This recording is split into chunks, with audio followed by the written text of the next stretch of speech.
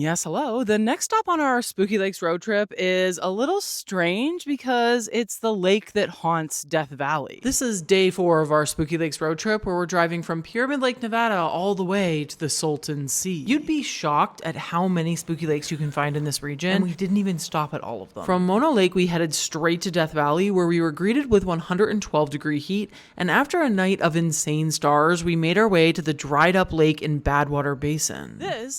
What's left of it is Lake Manly. Used to be 100 miles long and 600 feet deep in the middle of Badwater Basin, the lowest point in the United States. As the water from Lake Manly flooded the valley and then evaporated and then flooded and evaporated, each time it would leave behind these salt deposits, which is how you get such a thick crust of salt across this entire valley. Teddy's gonna test it.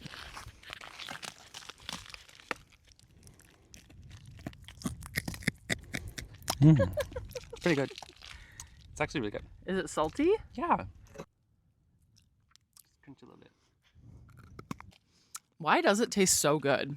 I don't know. Natural. I like it. We're actually here pretty early in the morning, so it's only 100 degrees right now. So it's basically cold. Actually, in 2024, this entire basin flooded with around 2 feet of water. And that's because of the atmospheric rivers that were slamming into California. It created a lot of flooding in this valley. And so that means that Lake Manly is really a zombie lake that can be resurrected. But I actually have an obsession with lakes that haunt places.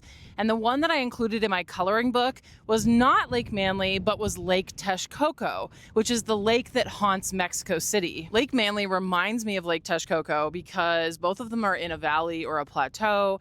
The Aztecs built a giant city on all of these islands that were kind of constructed on top of Lake Texcoco. And Mexico City eventually grew out of that after colonization. However, now because the city was built on this soft clay lake bed, it's sinking into the ground. And all of the groundwater extraction that's happening there in Mexico City is also causing it to slowly but surely sink. So it's a lake that truly haunts a city that we have today, a modern city. Follow along because the last lake on this Spooky Lakes road trip might be the spookiest of them all.